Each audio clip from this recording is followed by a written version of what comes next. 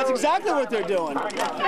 Send the kids up. You're standing here right now. This is free speech. That's what that represents.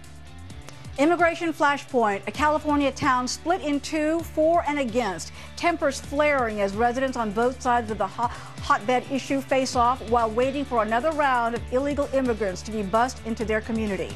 We'll have a live report. Plus, California Congressman Eric Swalwell on his first-hand look at the holding facilities where thousands of illegal immigrants, many of them children traveling alone, are being held. Israel boosts its forces near the Gaza Strip after a week of violence and tension. The latest crisis sparked by the killing of 3 Israeli boys last month and escalating with a suspected revenge killing of an Arab teen this week. As clashes between Israeli and Palestinian protesters spreading, where will it all end? We'll have a live report from Jerusalem. Plus, Governor Mike Huckabee will be joining us. He's just back from Israel and he will be weighing in on what's happening right now.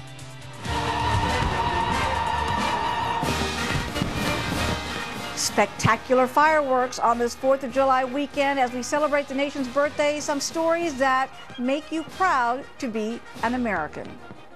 From an up-close and personal view of Lady Liberty to the importance of and power of one simple phrase, made in the USA, plus presidential historian Doug Weed on how you're measuring by centuries how we've come a long way in such a short time. Hello, everybody. I'm Uma Pemaraju. America's News Headquarters, live from the nation's capital, starts right now.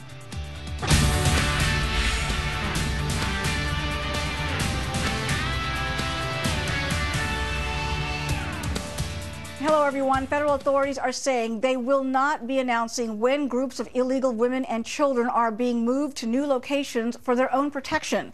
The safety concerns stem from days of heated protests outside a Border Patrol facility in California.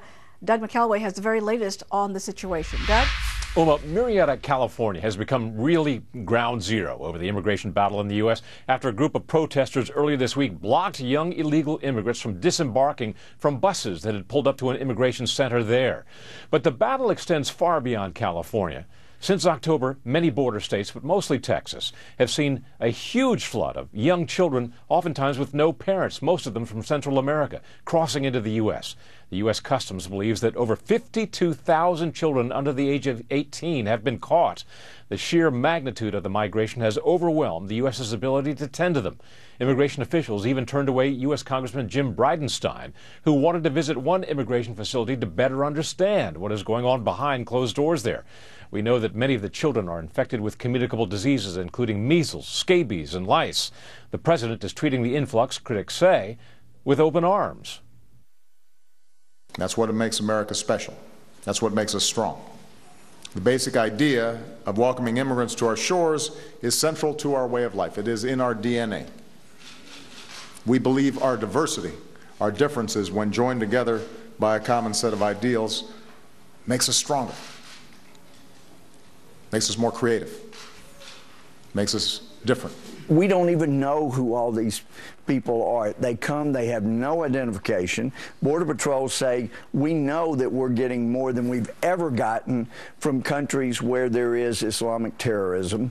And we've got people coming from countries where there's a lot of crime.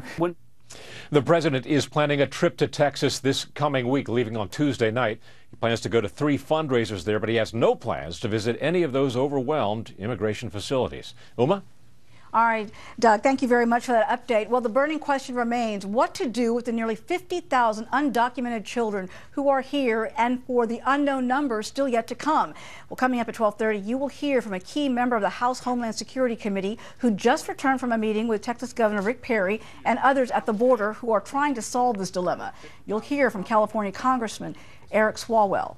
And in the meantime, we want to hear from you at home.